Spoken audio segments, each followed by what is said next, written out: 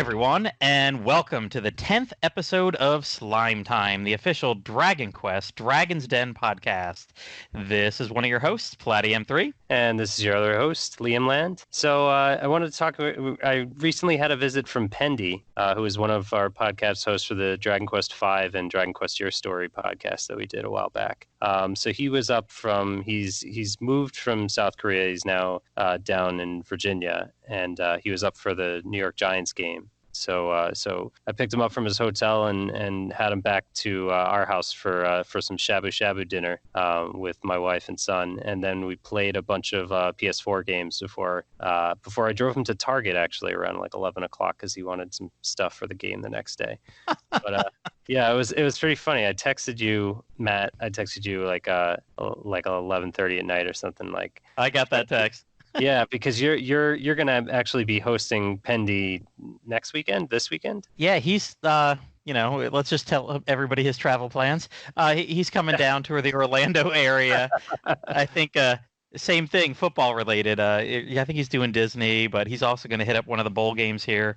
We got a couple different bowl games here, and I think his dad's renting a place somewhere in north of me. And I was like, dude, I said, where you're staying and where you're headed, I am equidistant right in the middle, so we might get together next Monday or Tuesday. Nice. And grab a beer or something. So yeah, it was cool. Sorry, go ahead. I was gonna say, as you said, he could be our first guest that we've both encountered in like a 2-week period. How about that? Yeah, right. Yeah, like within the span of a month, he's visited us both in person. Yeah, but Pendy and I have both been over to Japan and gone to the Dragon Quest VR, so we were kind of reminiscing about that. And then we were playing some River City Girls, the River City Ransom 30-year later sequel on PS4, and some Rocket League and everything. And we did play around on the RetroPie a little bit, and he kicked the crap out of me in Tecmo Super Bowl.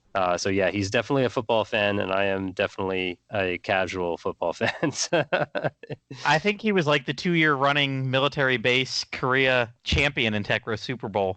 Yes, yeah, he did.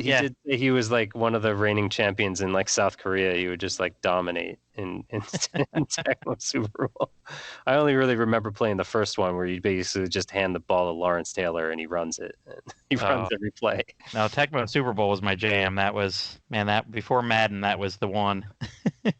So more on topic with what we're going to be talking tonight.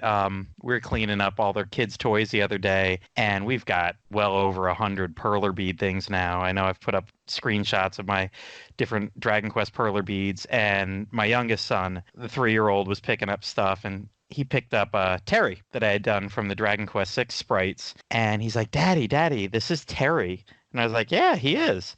And he's like, Daddy, he collects monsters. He was the hero in Terry's Wonderland. And, I mean, it's been 16, 18 months since I last played that, and he's only 3 years old. I'm like, wow, you remember that? And he just, like, deadpans right at me. He's like, Daddy, I know things. And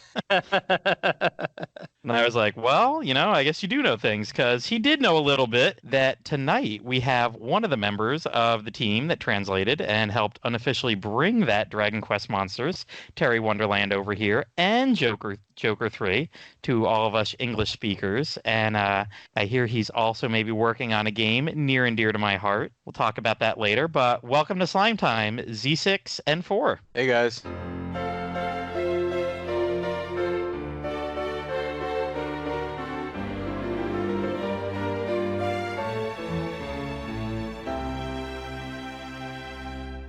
Nice to have you with us tonight.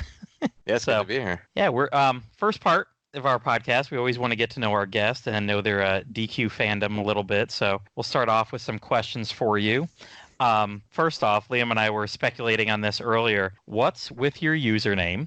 Z6n4, and then tell us how you got into Dragon Quest as a series. Well, the username, there's nothing too cryptic about it. When I, long time ago in the days of AOL Instant Messenger, I needed a handle, and I was a kid, and I really liked, I like games, clearly. I translated some for free, huge games, right? So, Zelda, I was playing the first Zelda that came out for the 64, Ocarina of Time, and I was like, yeah, I need a name, so I just did I tried to do Z6 4 and it was taken, so I threw an N in there because 6 and 4, right? Real creative. So yeah, and I was so you said how did I get into Dragon Quest? Well, I was my brother has about 10 years on me and he was a big gamer. So being a little kid, I got introduced to a lot of stuff I probably never would have because my parents knew nothing about it. So like, like 5 or 6 year old me is playing Dragon Warrior, the free copy that was given out with was it Nintendo Power? Yep.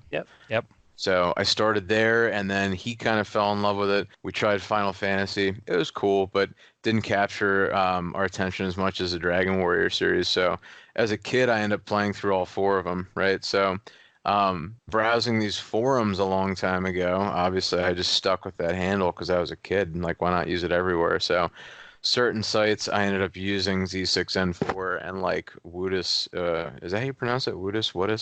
That is Woodus. Yep, you were right with the first one. That's what I thought. So, a site like that or like romhacking.net, these sites that have been around forever, that's where I've been Z6n4. But since then, it's not something I've used everywhere else in my like professional life. Wow. Yeah, I get that. All the little kids I teach, they don't know the wonders of Plattym3. But yeah, that pretty much wraps up how I found it. I mean, I've loved it ever since. Mm-hmm. So what are your favorite games that you've played in the series? Either mainline, spin-off, some of each? And what are some of your least favorite ones, too?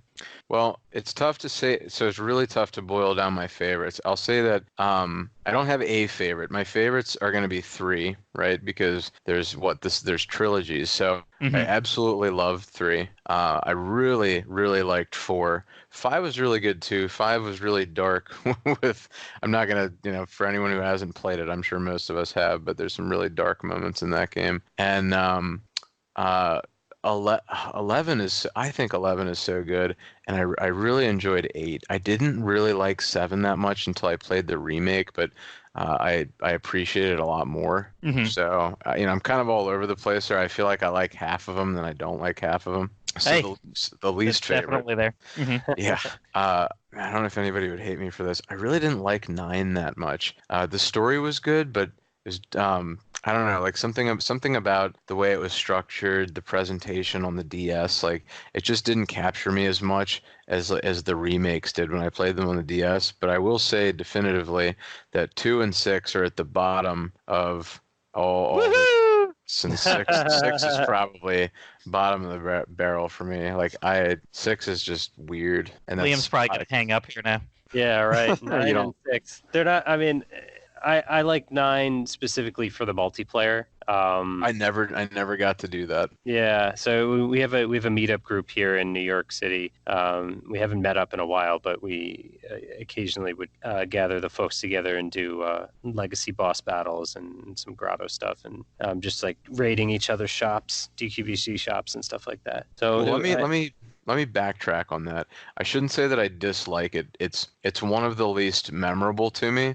So I do remember spending a lot of time with it, and I do remember enjoying the grottos, and I do remember those random dungeons, and going in and seeking out the fights, and like that one, I do remember that. But yeah, I think I can definitively say I remember 6, and I like that the least. So I'll just leave it there. Yeah, I mean, I like the non-linear exploration of 6 and the stuff with all like the classes and stuff that they then expanded on in 7. But I understand that not a lot of people like that. I like the character design in 6 too.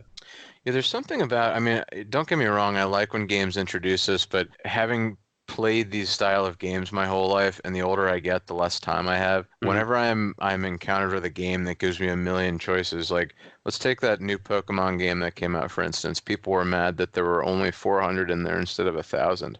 I'm looking at that like, if I'm gonna play that, good. I'm glad there's not 1,000 in there because I don't have time for that.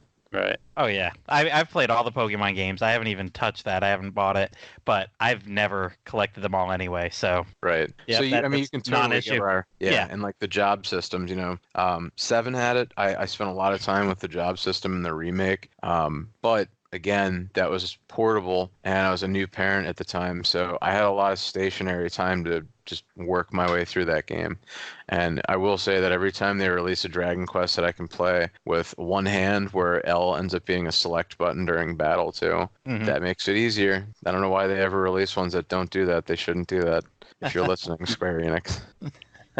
Oh, I know. You're talking about being a new parent and doing that. Last week they announced they're doing Bravely Default 2. And when my 3-year-old was born 3 years ago, like literally that's where I remember going through all those job systems, exactly what you're talking about, just playing around with job systems in Bravely Default and Bravely Second, mainly from like 2 a.m. to 4 a.m., rocking that kid back to sleep. Like that's what I did for about 6 months. Those were my games for 6 months. Portable, easily do it, and just all those jobs were so good. So I get it completely. So, any spin-offs? I mean, other than the ones we'll be talking about in a minute, or including those, any spin-offs that you really like? I mean, I did enjoy the monster ones. Surprisingly, I was never a huge fan of the monster games. I played Monsters a long time ago, and I played Monsters 2. I never played Caravan Hearts.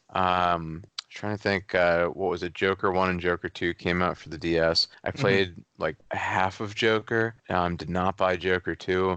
All these other spin-offs, so like the weird ones like Torneco's Dungeon, things like that. Like, I haven't really seriously played them. I'm a huge fan of the Dragon Quest world, so it's really hard for me to limit myself. Like, I'm not a fan of Minecraft. Dragon Quest Builders came out. I bought it, and I was like, it's so cool to see the world presented this way, but damn, I don't want to build things like that. It's kind of so I played it for enough time for me to appreciate it, maybe get my money's worth, but I think that game was chapter based. I don't think I ever left chapter 1 in the first game, and I had a very similar experience with the second game. I got maybe to like chapter 2 or 3, but it's really hard for me to become dedicated to a lot of the spin-offs. Understandable. It took me, and I've said this before on the podcast, I did not beat the first Dragon Quest Builders until just this past June. Like It's it was long. right. It is. I was absolutely floored how long it was. And back when it was only on PS4, I was like, no. And then afterwards, I got a Vita copy, and even then, I didn't even start it until like June 1st this past summer, and I'm like, I'm gonna beat it. And being on vacation and having a couple free hours to myself every night, I was really dumbfounded because I'd never really made it past chapter 2. I was like, oh my gosh, this game just keeps going and going and going and going. Yeah. I had no clue it was that long a game time. And no, Liam and I talk all the time about our dirt castles. So we are not master builders in any sense of the way. One of the games, like one of the okay, so my favorite spin-off game, I guess. I won't go too much into detail with this. I'm a musician. I have been for a long time. I've loved rhythm games, and they made in Japan they made the Dragon Quest Theater Rhythm, I think it is. That's how you pronounce it. So that came out on the DS. Really cool. And then that whole series, like I enjoyed the Final Fantasy version of that too, and then they ultimately released that in arcades. There's a place near my house that actually has it, so anytime I was over that way, I'd just pop in there and play it. So oddly enough, that might be one of my favorite spin-offs. I've never been disappointed with that one in any way or felt like it was a time sink. Nice. I think that's one of the only ones I've not even touched. I've heard it's one of the most import friendly, You can kind of figure out what's going on pretty easily. There's no story.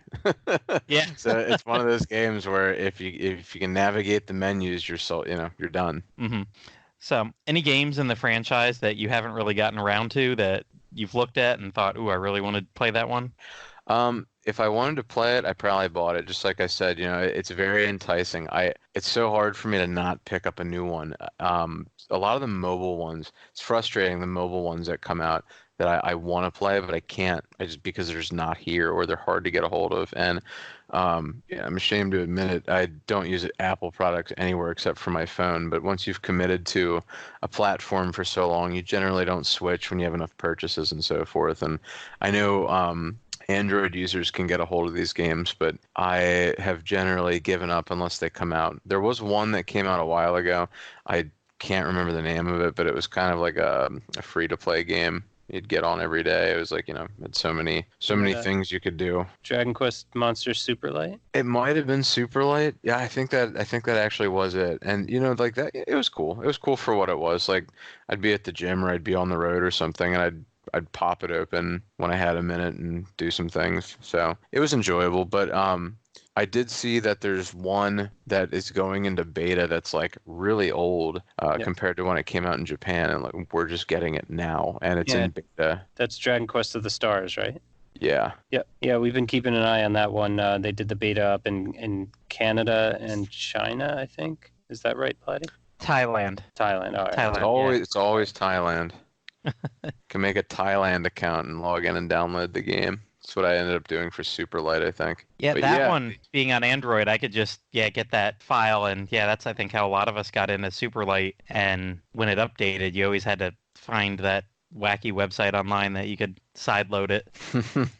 I don't know if iOS people ever could easily get a hold of that. No, unless you have access to the file system and you have a jailbroken device or cracked device or whatever you want to call it. You can't really do that unless you actually make a Thai account, log back in. There's like so many hoops you have to jump through, and I did it. Oddly enough, I was tired of jailbreaking the phones, despite cracking these 3DS games wide open and many others. Sometimes I just don't have the energy. You had to create an account in the Thai language? You set it to your country, and there's a couple other things you had to do as well. But somebody made a really good write-up online about it, so I just followed that and was like, well, why not give it a shot? Yeah, I tried that for the closed beta of what is that? Well, Dragon Quest of the Stars. I had my Platy Canada Gmail account, and I was not. I had my VPN running on the computer every time I used that account, and I did the application online to get into it, and I was not chosen, which, judging from a lot of the people we saw, there were not many people chosen at all for that, even people in Canada. I don't know how I forgot about this. I'm just going to say it because I'm sure everybody here has thought it at one point or another. You asked if there's any game that I wanted to play that I haven't gotten around to. Yeah, Dragon Quest X. What the hell? Bring it over here. Yes. I don't get that. Yeah. I did play that translated intro that was released and messed around with it online a little bit, but when you said VPN, that just immediately triggered memories, and I'm like, it's just incredible the amount of hoops that anybody outside of Japan, the fans of the series, are willing to jump through to take a crack at these games, and they just don't give them to us, and it's always been this way. I'm amazed, actually, like on the Dragon's Den, I look every couple days at least now. Still, I hit all the unread things, and we've had, I want to say, in like the past 5 or 6 months, an incredible uptick in activity in the Dragon Quest X area. And like at least 2 to 3 people a week are like, "Hey, can I join the Dragon's Den team?" And Cranberry's out there sending invites like crazy. And I mean, are the VPNs still a thing right now, Liam? I believe. I don't know. I haven't kept up with that. I think at one point the region lock came off. Mm-hmm. And everyone was worried it was going to go back on, but I don't know. I haven't been paying enough attention to that. Neither have I. I just wonder if like it's been off for maybe the past 6 months, and that's really what's causing the uptick in people doing it. But like, yeah, I think there were like whole years where maybe there wasn't but a couple posts on the Dragon's Den, the DQ10 area, and now it's every day somebody's asking a question about this, or how do I pay through it there? Hey, can you send me an invite to the team? Yay, your English speaker's on here. So yeah, it was great to have Nawaria on as well. A couple of podcasts ago, we had Nawaria is a Dragon Quest X streamer on Twitch, and we learned so much about that game and how large it is. And she talked about how each expansion is like a full game in and of itself. Like it's like you're adding another game to the series with every spin-off, with every version added to an entire new gigantic map opens up, and all these different things that you can do in the game. It's like having 5 games in one, basically. Can we just have a couple? Yeah. Give us version 1 and 2. Leak it out. See how it goes. So, do you have any favorite or least favorite characters or monsters in the games? Oh God, I don't know. The monsters. I honestly the characters. I don't really know if I have favorites. Like the cast from 11 was extremely memorable. The characters with accents great. I thought the addition of I don't even remember at this point the Oh God, I think he was Italian. I'm completely drawing a blank on his name from 11. Sylvando? Yes. Okay. Sylvando's English voice actor nailed that, and the fact that that was released in Japan without a voice and you just had to read it, I honestly felt like reading it didn't do justice for the voice acting that was done for that character. That character was hilarious, like through and through, just so well done. Just the way he says "darling," like that sets everything. Like just reading that in no way, like me reading that in my head in no way prepares me for the way he says it. I know. And the way he says it tells you everything you need to know about that character and everything. And it's great. Right, and you meet him, and I mean, I'm thinking I can't remember, like they never actually like introduce him as a gay character, but. Mm-hmm. He clearly was, and the fact that they made him badass too, and super useful, like I mean, like that's not. I don't look at these things like, a woman lead, things like that. I don't really care who's the lead, but I think that's just great that they do that nowadays, and they're very just game designers, publishers in general. They're very equal opportunity, putting all of these different types of characters in there, and they just made him so good. Yeah, he was so great. But aside from him, of course, Yangus is extremely memorable from 8. You really can't forget Yangus. I mean, he got a spin-off game. He's pretty great. And then, the quiet characters. I really, really liked the heroes from 3, 4, and 8. Specifically, the post-game story for 8 with the mouse in his pocket. That is good. The whole Dragovian aspect of that. Like, there's so many people that like I'll chat with online or whatever that they're like, I never got into the post game of 8. I'm like, oh my god, like that's not like bonus content. That's you got to do that. You got to do that. I know. It's insane. Like the post game for 11 too. That was literally just more of the story you needed to know. Yeah. Like imagine if a book had like 2 bonus chapters. You don't need to read these, but it completes the story. Like I don't really understand the way they present these bonus chapters anymore. The bonus chapter for like 6, for instance, I do remember that. It was always you go through a bunch of random dungeons you've already been in, and then you just fight some big boss at the end, like Dark Dream. Okay, whatever. There's really no story there. It's just a really difficult fight, or like Shenron from I think was it Shenron, or was it, I forget what he was called in the 3rd game where he would grant your wishes. That was the Xenolon or something like that? Yeah, thanks. What am I mixing that up with? Dragon Ball Z? Well, it's got the X in there. I don't know. Yeah, isn't that right? XENLON?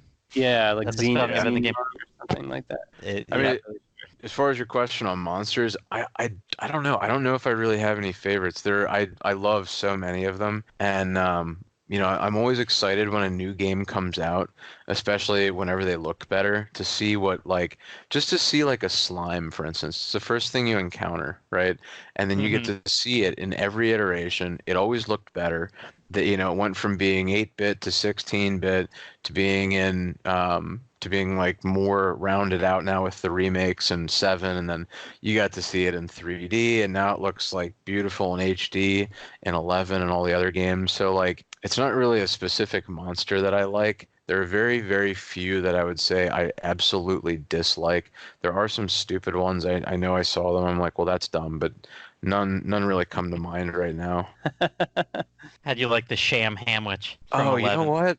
So yeah, when and I don't know if this is something you guys want to talk about later, because I imagine we want to talk a little bit about the process of doing the translation. But when we translated some of these monsters before they were given official names, and that was one of them. And that was something I really, really tried to do at certain points, was continue doing the punny translations for these things. And like, was that a spoonerism? They just swapped the letters around. I laughed when I saw it. It's ridiculous.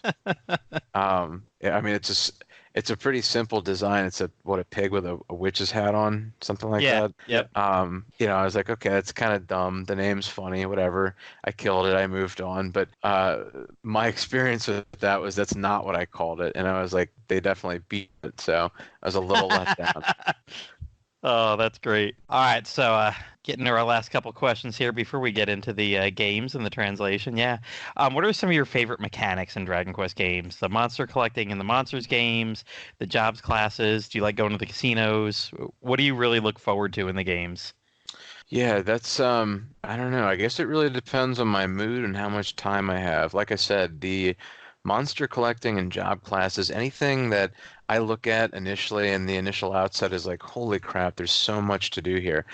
I can usually handle the casinos only because I know there's great rewards, and if you get enough coins and utilize saves and roulette, you can just rip through earning everything you want. So I don't know. Whenever I have a choice like monster collecting where I have tons of choices in front of me, I kind of enjoy it, but it's also like a daunting task. Whereas something like reaching level 99, it's never really a daunting task to me. I just know that's eventually going to happen. So I enjoy I enjoy the grind. I enjoy the adventure. I enjoy unlocking, the whatever the new animal, the thing to ride on is, or fly around.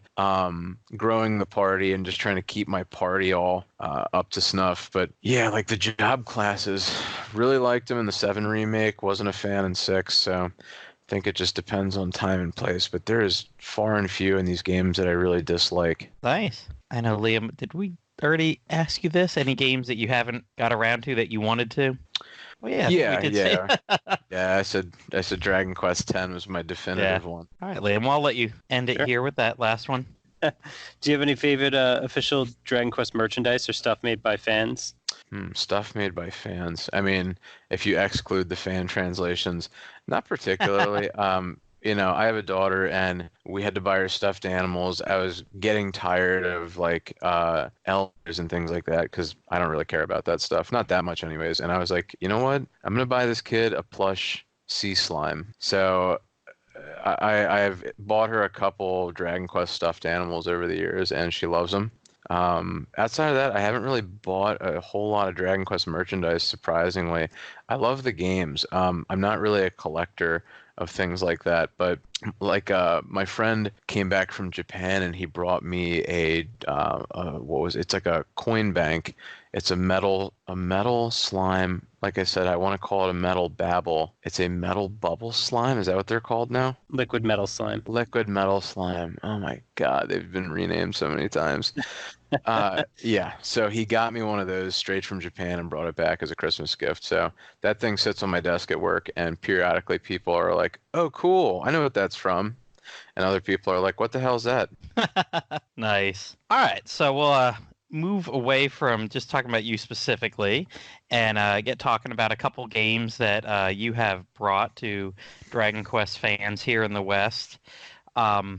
Before I get into some of the questions here, I want to just really quickly mention what I'd mentioned to you before when we invited you on and my history with these two games.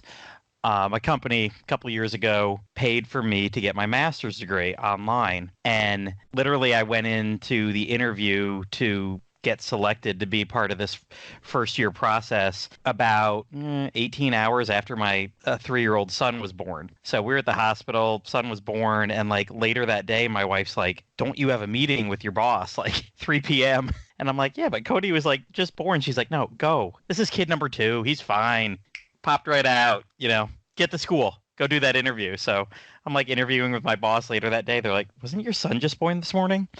And so started doing this whole master's degree program online with kid number 2 around. And the way I would have to do a lot of my projects and the way I'd have to do a lot of my work would be, they'd get to bed around 8 or 9 o'clock, and then I would sit at the computer from 8, 9 o'clock to midnight or so. And especially right towards the end, right around spring of 2018, I was having to start writing my thesis. And it was, instead of just like, hey, here's a 1,000-word paper I could whip out in a weekend, it was over 10,000 words. And I had to keep sending in drafts and everything. So there was I wouldn't say it's months, but there was definitely weeks on end where I'd be doing this every night from 9 o'clock till midnight, 9 o'clock till midnight. And, I'd have a cup of coffee. I'd be like wide awake at midnight. I'm like, holy crap, I got to get to bed. I got to calm down and everything. And that's right when I discovered the translations for these two games. And I mean, I went through them kind of back to back, put 100+ hours into them over the course of the spring of 2018 and into the summer. And it was always like, this will always be linked to finishing my master's thesis and being able to like just relax every night. After doing that, I'd play an hour of one or the other one. So like I said before, thank you very much. This helped me at a rough time trying to go through and write a longer piece of, I wouldn't say garbage, but longer piece of junk that I had ever done before, and trying to BS my way through a bunch of stuff that I was like, I don't really know. I just teach kindergarten. Why am I writing all this about stuff I don't really have the best idea about? But again, Z6. And now you have a master's. And what? And now you have a master's. And now I have a master's degree. Oh no, it's not hanging on the wall yet. Here we are, like 8 months later, and I still haven't hung it up. But it's in a very nice envelope, shipped from the UK. So, but yeah, that's when I played these two translations, Terry's Wonderland 3D and the Joker 3, and really appreciate those. That's what I've my biggest time playing that. So some questions for you about these, because you definitely did a lot of work on these. Had you ever done any fan translations before you started those? Yes. Probably not too surprising. What did you work on? So the very first thing I did, I mean, and this goes back to my original comment about how I was Z6n4 and I'm cruising these different forums, and this is back when it was, difficult for me to figure out how emulation worked, and it was difficult for me to figure out how do I even apply a patch and do a translation. And I remember when Dragon Quest 1 and 2 was translated, and I knew there were remakes out there. It was the first time. I think I also knew Final Fantasy V didn't make it over here, but I'm like, man, I can play these games. This is so cool. People are doing this. No, I already mentioned that I loved 3, and I was like, I remember an older group, and I mean, I guess not only do I remember them, I'm going to reference them here in a bit, but Kojiro translations and DJAP translations, if you remember these from the 90s and early 2000s, these groups were the ones bringing us Tales of Phantasia and Final Fantasy V and Dragon Quest 1 and 2. And they started work on 3, and it stopped. And back then, it was one of the, I would check this thing every day like that was going to change, like a lot of people probably do, just waiting and waiting and waiting. And I eventually, it didn't happen. And I went to school. I started studying computer science, programming, etc., and thought I was hot shit at one point and was like, I can do this. Now, little did I know back then I was not really prepared for that, but I reached out to Kojiro and I heard back from this guy named Damarsman. So I don't know if that name rings a bell, but Damarsman. That does, yeah. He was a big, he worked on a lot of stuff back then, and he was, I guess he had taken over the project for Dragon Quest 3 for Super Famicom, and he was like, there's still a decent amount of work that needs to be done, but I've done a lot since they basically gave me the project. And he had a full dump of the script. It was extremely rough. And, I'll just preface all of this by saying that whatever translation work I've done on these games, I shouldn't say I don't speak an ounce of Japanese. I've been able to read really, really elementary Japanese, like really elementary. So obviously that's not going to cut it for a lot of these, even these older games. And to have a pre-dumped script meant that I just needed to proof it. I just needed to do the best I could to write it with all of my knowledge of the series, the spells. And honestly, back then it was a lot easier because this predated Dragon Quest VIII when everything would get renamed and Blaze and Healmore and things were gone, right? So knowing a lot of this stuff, it was easy for me to go through and do the translation, do the editing, do the testing, and Damarsman had given me the tools. But eventually we hit a roadblock where there were just things that weren't done yet. So he taught me what he could, and I set about to do a little bit of hacking. I didn't do a whole lot on that project, but I did enough to get us to the 100% mark and finish the translation. Have never thought of myself as a writer. I'm not definitely not a creative writer. So after version 1 went live, we had a couple other people come on board, and I'm actually looking at the README right now, and there's a lot of names in here like Z6n4, Plattym3, Guardian, Kojiro.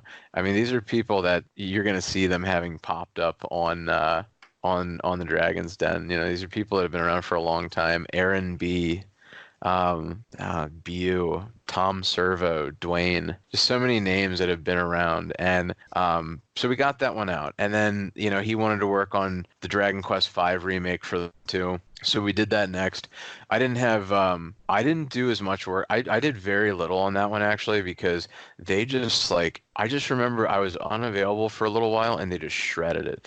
And they had this guy who I think he was mentioned in your other podcast with the, oh, great, I'm drawing a blank on the game. You just did it with them. Was it help me out here. Oh, Airdrick. No, wait. Who did we have on last? We had Matt Kraft and. No, it was the fan translation guys that did Slime. Yeah, Team Rocket. Yes. What is the game called? It's Slime Mori Mori 3 or something like that. Right. Yeah. Okay. So their translator, his name was Gerb. I don't think he joined your podcast, but No. they did mention Gerb did a lot of the translations, and he was the guy that gave a lot of personality to it. He ripped through that translation of Dragon Quest V on PS2. So it was quiet for a long time. I mean, this was like 2008, I think, once we were kind of working on this stuff, 2009, 2010. Mm-hmm. And I didn't do anything for a couple years. And similar to the story you just said, you know, a lot of these things ended up happening to me again when I was going through a phase, whether it was good or bad, and I just had time. There were periods of being laid off from jobs, periods of just, you know, ending relationships where suddenly I had a whole ton of time. I was like, what am I going to do? And I actually started to, and I guess I shouldn't officially say this because I wasn't tagged on it, but there was wind that started to circulate on I think it was maybe the GBA temp forums, and another one of a group working on translating Dragon Quest VII. So I actually started to help them crack some file formats. And this was like the first time I had really dug into some of these new file formats. But this was actually where I got my feet wet with the 3DS, because the remake was out and we had this idea. I was like, well, I'm going to take all these tools I have from the old days. I'm going to unpack 7 on the PlayStation, and I'm going to unpack both versions of it. Then I'm going to line the scripts up, and then I'm going to port that script over to the 3DS version. So once people caught wind that we were doing that, you know, we were very loud about it, which I don't regret it, honestly, because they ended up releasing the game and they saved us a lot of work. But they sent, I think it was Dwayne, maybe. It might have been, I'm completely drawing a blank on this guy right now. I feel terrible about that. He was very essential, though. He was hosting a site, and he had forums and all kinds of things where people were working on different translations that included this one, and also included the Dragon Quest Monsters remake for PlayStation 1. So you know, they're chugging along, and then we just open up this project, and now Square Enix hits them with a C&D, and he's like, he shut it down. He shut the forums down. He shut all of it down. It was like, we're just done. But you know, you people get upset about that stuff. But I can say that they've never tried to serve a C&D on any of the other projects I've worked on. Thing that has not come out, and as soon as I catch wind that something is coming out, I'll stop, because it's really not my place to interject, and I don't feel like I'm gonna do a better job than they are, and I need to beat them to the punch. Like, I will never do that. So we did wrap that one up, and pretty much I wasn't really sure what I was going to do then, but you know, having gotten my feet wet with the 3DS, I started to see more threads pop up on GBA Temp about these translations, and that's kind of where I went. So most of my experience has been with Dragon Quest games. Like I said, I love them. So that's, if I'm going to pour my time into any kind of translation, it's probably going to be a Dragon Quest translation. Nice. So yeah, that gets into what we were going to ask you next. How'd you get into this projects? So excellent. So you did a lot of the hacking for specifically talking about Wonderland and Joker 3, you've kind of hacked into it to get the text files and stuff like that? Yeah, so to preface this, I will say that I want to give as many people credit as I can because I'm an extremely firm believer that credit is due, especially for the people that put the time in. I absolutely will not give credit to people that thought they worked on the project and did nothing because we had a lot of those people. What did I do on this project? I literally did everything on this project, but I had help in a lot of those areas. Some areas I had absolutely no help on, and unfortunately, what I would consider to be the hardest part, I had next to no help on, which is the hacking, the reverse engineering, the programming, building tools for our team to do editing, building decompiling these ROMs and extracting scripts and recompiling them and reinserting and doing all this crazy stuff. Like, I spent a lot of time doing that, but once I perfected the tools, then I basically worked on the translation. I was doing image editing. A lot of like assets were in the game, images, mostly images. I think one movie, a couple of these like weird files that are in the 3DS where they actually like model 3D, like they had a 3D modeled logo of the game. So that was fun to redo that. Worked with a couple graphic designers that were I was friends with at the time, and we ripped through those too because they were just like, yeah, why not? We'll help you. But yeah, I mean, it was crazy, like the amount of work that went into these games, just because you can fit so much more into a modern game. It just meant there was that much more to edit. Oh, I'm sure. Yeah, compared to the Super Nintendo or NES or something like that, these things, I mean, they're trying to think geometric growth. Yeah. I teach math, so there's no linear, these things are gigabytes compared to like 4 megs for Super Nintendo. So I can imagine all those assets taking. The only thing I didn't mention, you did ask me how specifically did I get into this? Like I said, time is always a factor. If you don't have enough time, it's really hard to do something like this.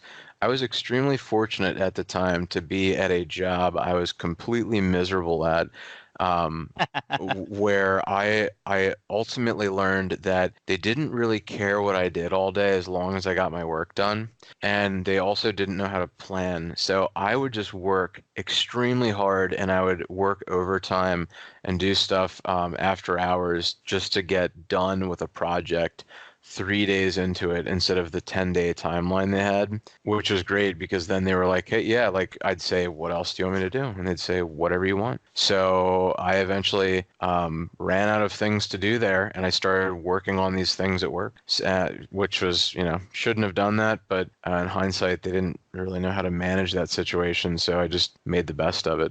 And that honestly helped me overcome a lot of obstacles, things I couldn't figure out because I just had good, solid amounts of time to sink into thinking about it. You know what? Sometimes I've got that too. I've got an hour planning, and I'm like, this year, what I'm teaching, I was kind of teaching just 1 or 2 things every week and just seeing a lot of the same classes instead of I was teaching math the past few years, and every day it's something new. Well, this year I'm kind of seeing 10 classes and doing the same lesson 10 times. So I had a lot more planning on my hands this year, and kind of like I've done some editing. Like, hey, we recorded the podcast. Cool. I can go to bed knowing I've got an hour and a half tomorrow in the middle of the day. I can edit that together and pump it out. So yeah, and you know what I mean? You're doing something constructive, and that's how I look at it. You're not doing something that's you're not just sleeping or scrolling on the internet and wasting time. Exactly. I mean, I sit at home thinking about work plenty enough. I should sit at work thinking about home sometimes too. Yeah, exactly. So what were some of the bigger obstacles you had to overcome for these projects, and how'd you do so, kind of in layman's terms? So there is one big obstacle here, and I do want to give credit to this guy. And I couldn't believe when I listened to the interview with the fan translation guys. Maybe he specifically asked not to get credit for this. I don't care. I'm going to give it to him.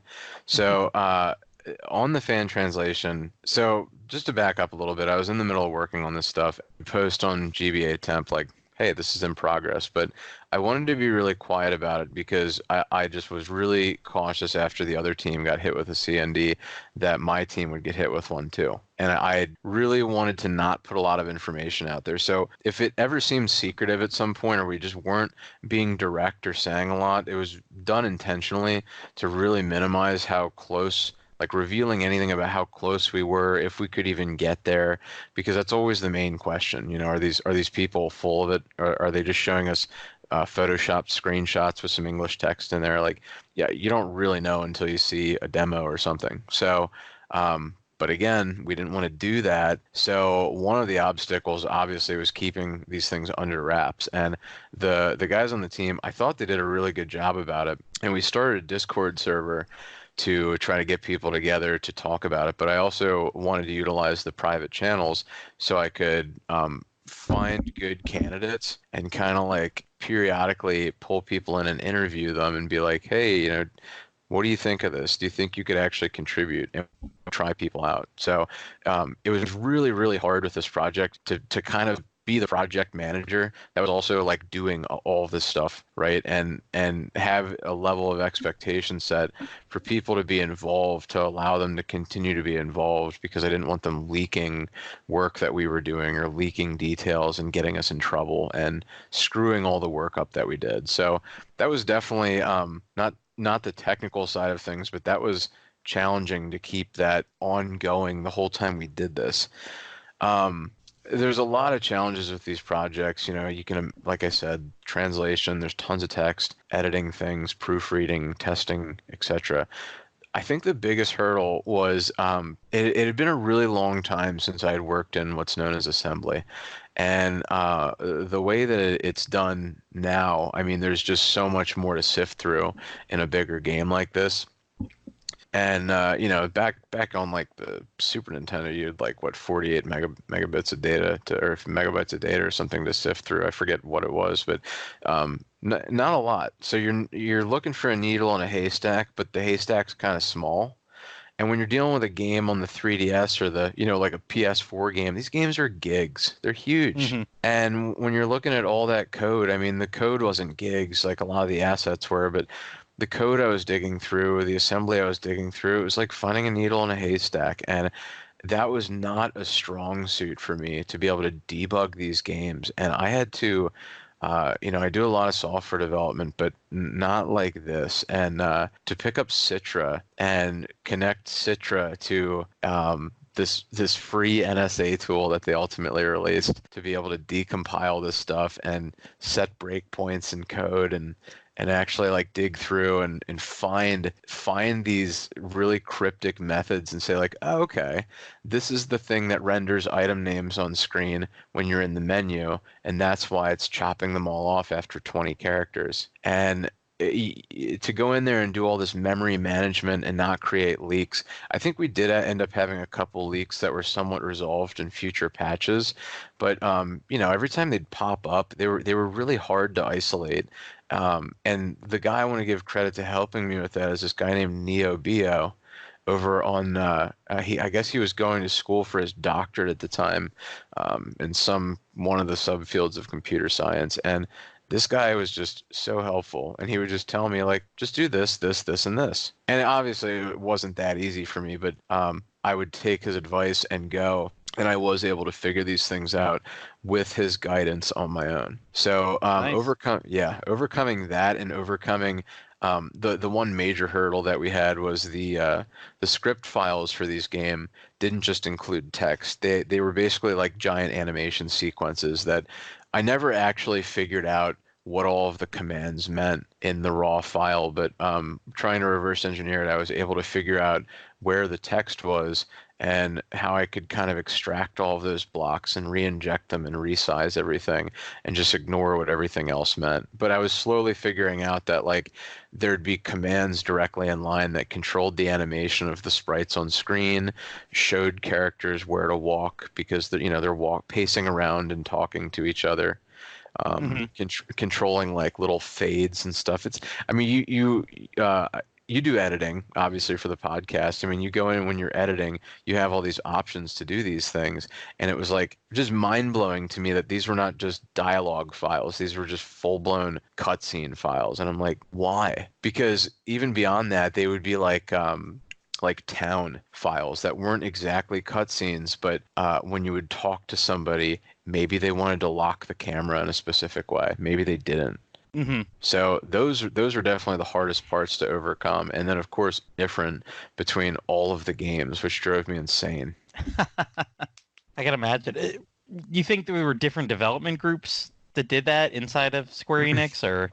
No, what really killed me was like they'd go in there and they would just add tons of new commands, and there's like little things like if you've ever I'm assuming you or anybody listening might have worked in HTML, and there's little things you can do similar to editing in Word where you can like bold, but this word is bold, but another word is not bold, or this word is green, but another word is black. And when you're looking at this stuff in just a binary file, you don't really know that this one thing here is going to turn everything green until you give it another code that stops it.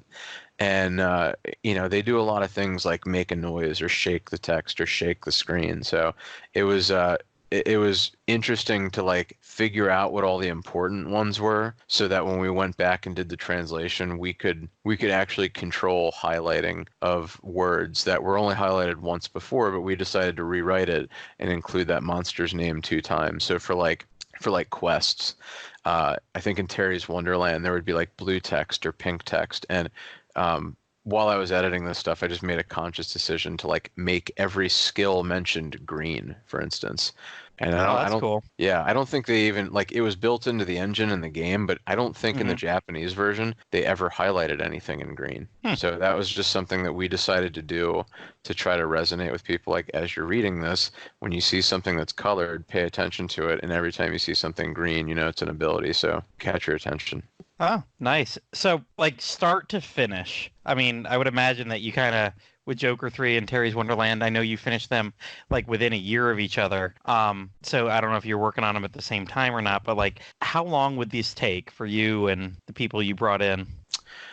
It was very scattered work, so it's hard to answer that. We kind Hmm. of got to a point where I was able to extract, like I said, the script, but I wasn't able to properly rebuild it or reinsert it into these files. So we at least had something to go off of. And anytime I personally got stuck where I was just frustrated, I wouldn't give up entirely. I'd go work on the translation side of things.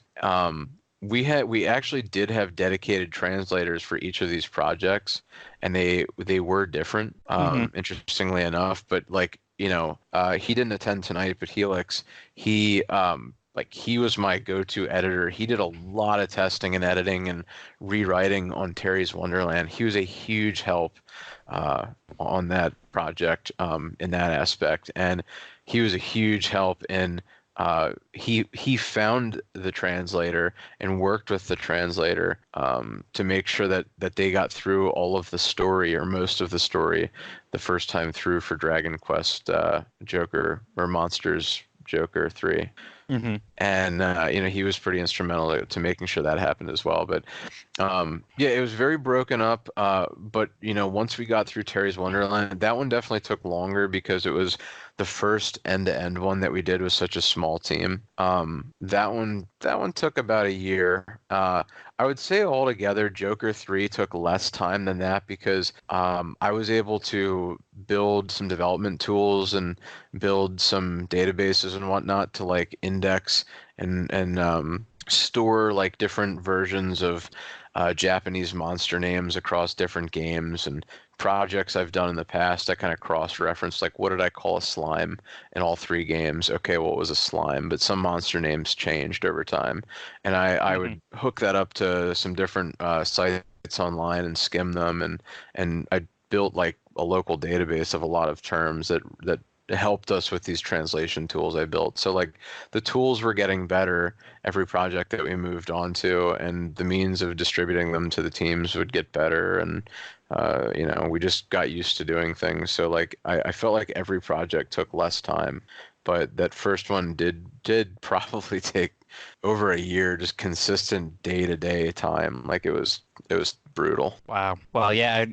When we talked to the Slime Mori Mori 3 people, Liam, how many did they say they've been kind of working on that off and on for like 3 years? Was it? Yeah, I think that's right. Yeah, we were like, oh wow. Now it wasn't day to day like you said, so maybe compress it all together because they said they'd Yeah. taken a couple months here and a couple months there. They weren't really making progress on it, But That was an interesting one because that one actually surfaced on my Discord channel, and then it went over to GBA Temp or one of those two in that order, and then it ultimately went over to the Fanfare. But they really didn't have suitable people that were interested in doing the hacking side. So I actually jumped in for a little bit because for a little while there, I was like, well, I can figure any of these out. Well, their problem was pretty tough. I figured a couple files out, and NeoBio figured out the rest. So, once we got that stuff done, and Icy helped them out too, like those guys were able to actually just get to work then. Yeah, we had Icy on too, and yeah, I think that was his biggest contribution was setting up some of those tools and allowing them to keep going. So, all right, Liam, I'll let you ask some questions here. Sure. Yeah, we have a few specific questions about the games from some of the fans. So from Yangus, the legendary bandit on the Den, how did you go about naming monsters that didn't already have official English names? So I think we used a couple different resources. I don't remember the one site. I know the Den actually had some people in there that had put some names in there. There were a couple translations from other games where the name already existed, like somebody was working on Joker 2 Pro. So these different games out there that people tackled, the remake of 7, things like that. We had a pretty good idea of what these names would be. And then, games that had betas like Superlight actually technically did receive true translations from the company working on it, but because it never came out here, we never saw that. A lot of people were unfamiliar with some of those. So we did really skim resources online, and we used as many official names as we could, even for the ones that most people weren't aware of. And some did continue to surface, but they it was challenging. We got as punny as we could. Like I said, you said it was a sham. What was it? Sham Hatwich. Sham Hatwich. Yeah. So things like that, we just weren't able to come up with on the spot because we weren't creative enough. And honestly, I was like, you know what? I think that one had such a bad name, but I thought it was funny. I just left it. I think we called it Hog Hat or something. It was such a literal translation because it was a pig with a hat on. Mm-hmm. And I was like, you know what? Whatever. That's funny. Leave it there. Like I laughed at it. But I think for me, the main thing was we really focused on the story, and we didn't want to get too hung up on those details. And again, Jason and Gerb and a couple of the other translators that worked on these really went back, and they were like, I don't know, this name just kind of sucks. We can do better. So we would kind of get together in our private team channels, and we'd just go back and forth, and we'd throw these dumb ideas out there until we were like, that's perfect. We're going with that.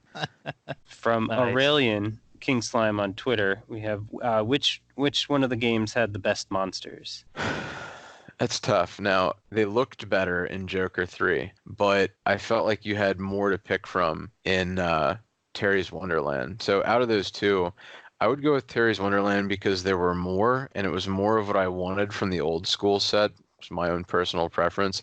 And there was a lot of addition, plus the whole, I don't know if you guys have made it through there, but the whole post game and the monster tournament and things at the end there was just so much more in there. Joker 3 had that whole coloring system, and I think there were a lot less in there because they provided you with more customization and interaction with your monsters. So I feel like overall that's why I'd say the first one had the better monsters and better selection of them. Yeah, I'll agree 100% with you. I know Joker 3, even before you got to the colorization, it felt like it was doing it for you. There were so many recolors of so many monsters in that game compared to, Terry's Wonderland just had so many more different monsters. Right. And yeah, I did Terry's Wonderland. I was going to mention this later. I did everything in that game except for, is it Esterk? Yeah. Yeah, that's the only one I didn't beat. And my 6-year-old still reminds me to this day. He's like, Daddy, are we ever going to go back and beat the guy with the 2 swords?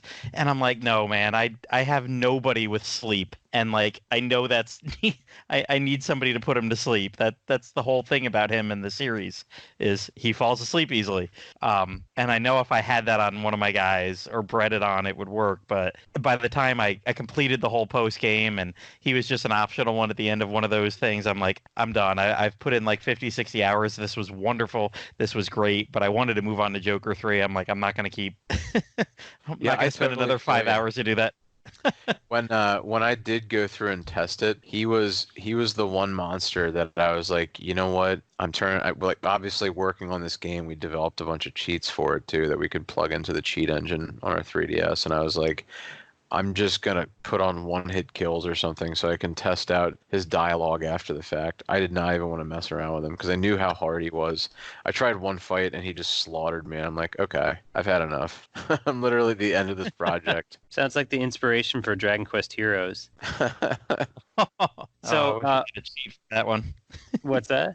I wish you and I especially wish we had a cheat for a couple of those bosses at the end of that one. Yeah, I think the cheat is just watching the footage on YouTube.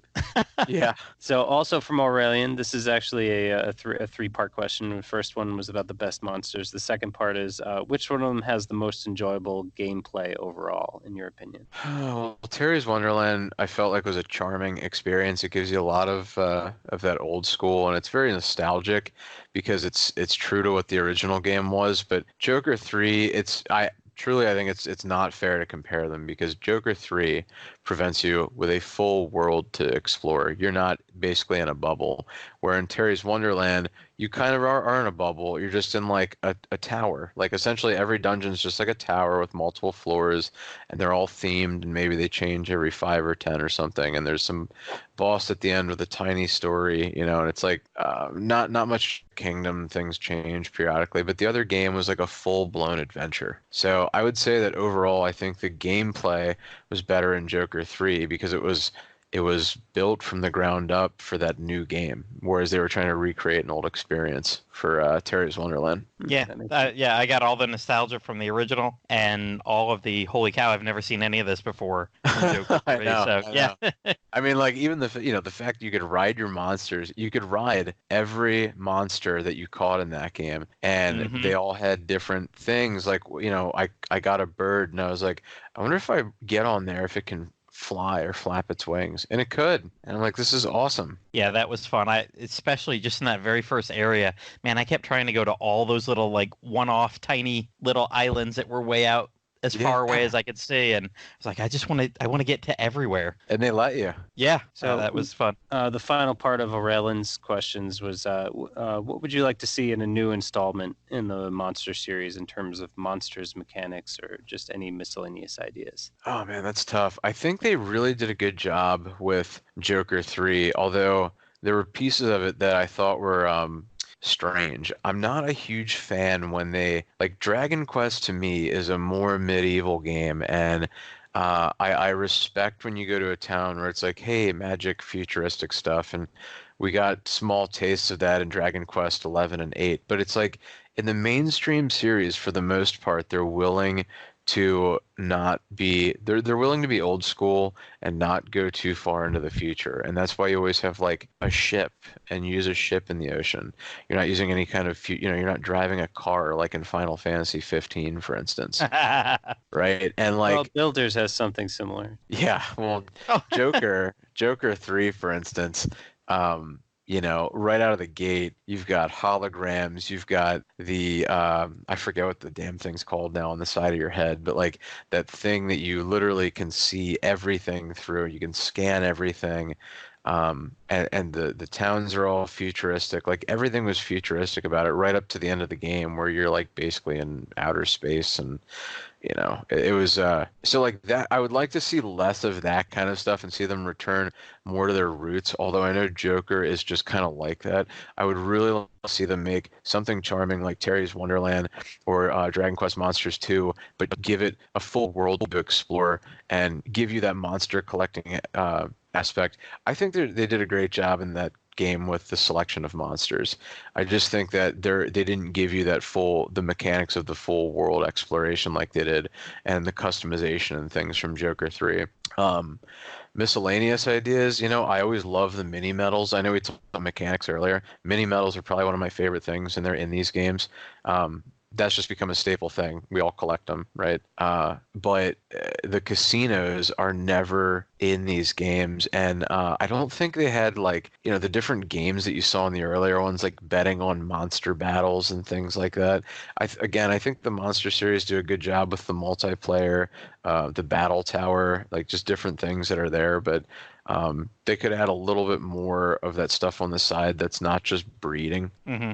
No, I mean, and we've got, it's confirmed, or it's been a year since we've seen all of one concept art issue that they're making another Monsters game with Eric from Dragon Quest XI and his sister. Oh, yeah. Yep. So, I mean, but other than literally that artwork of him as a young kid, it's been a year now, because it was November, December last year when we saw that. So, I mean, it sounds like they're going to go back. I mean, you've got Eric. I would assume that they're going to maybe not, if not specifically in the Dragon Quest XI world, but I mean, at least in something similar. It sounds like they're not going to be, that won't be a futuristic one with little Eric. But yeah, and now being on the Switch, hopefully there's a lot of interconnected stuff that we can breed and train and do those battle towers, like you said, and have tournaments. I remember early on with Joker 1 and Joker 2 doing, logging on and trying to be on that top leaderboard every so often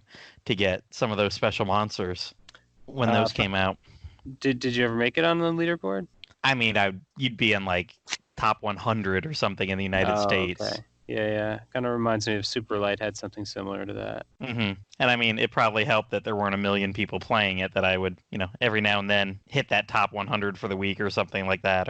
Yeah. And I'm sure there were lots of ties, but hey, my score tied for one of the top 100 somewhere in there. There was a couple people on the den that I think for the first Joker were like, oh yeah, well, I finished first this week. And I'd be like, holy crap. I was never into the min-max with those. I mean, but, I hope we get more information. It's been a whole year. All we know is it'll star Eric and his sister. And we might not get it. And that's that. Yep. Future translation project. Okay, from Lord Roto on Twitter. Which is the best slime, and why hasn't Tropic Gel been in more games? Why has Tropic Gel not been in more games? I don't know, because he's a weird plant. If I'm thinking of the right one, is that the one that has the long stem and the leaf on top? Who knows? Yep, that's all he has. Yeah, there's definitely some unique ones that they build just for these games. I mean, it's kind of, I feel like it's an easy one to pick out, but the first time I saw the king slime form, I was just kind of like, what? And then it's this big, fat, happy slime with a king crown on it. It's really funny. Yeah. I love all the king slimes, especially the metal king slime, because it's so elusive. He's just as happy, but he's metal, and he gives you a ton of experience. Yeah, that always makes me think of Dragon Quest IX as well, because you could get those metal king slime special grotto maps where it's just an entire floor with just metal king slimes on it. Yes, I mean, slimes are great. They're hilarious. However, he didn't ask this. He said, what's the best one? I will say that they started to get really weird. They made the diamond slime, and they made the angel slime, and I was like, it just looks like a gem with an aura around it in a ring and all sorts of crazy stuff. The slime's got to be the slime. It's got to be that gooey body, right? So a lot of the original ones I tend to gravitate towards. I love the heel slime. He's kind of he's a slime. The original slime, the metal slime. Can never forget that original metal slime when you saw it in the first game. Yeah, the Slime Mori games had a lot of interesting slime variations as well. I think it was Slime Borg or something like that. It was it's supposed to be like a cyborg, but it looked like the Borg from Star Trek had assimilated with the slime. Yep. And then there's the whole ninja slimes, and you have to beat them in various tests. You get from it, but I think as long as it sticks to that slime formula and it doesn't get too bizarre, I like it because it's a slime. But Yeah, Tropic Gel. I don't know. I don't know why it's not in more games.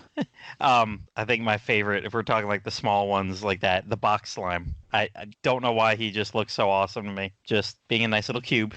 You take that squishy body round the edges, and he's just a cube. Because he reminds you of the GameCube. Oh, I don't need to be reminded of that.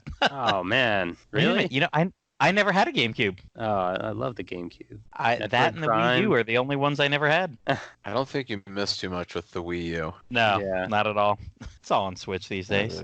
Yeah, seriously. But in deference to my my avatar everywhere, my self-created Platinum King slime, with the King how slime could I hat, forget him?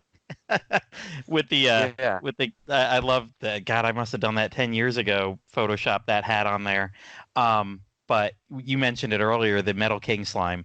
He has been, and like I even did it on Terry's Wonderland. He's been in almost every monster game. I bring one of those to the end battle. By post game, you got to get a little bit stronger than that. But man, like I always try to get myself up to one of those before I take on the end boss. And usually I can get one, and usually he's pretty darn good for. Are you that breeding point of the it or game. are you recruiting it? Oh, I'm definitely breeding it. Those recruiting rates are ridiculous.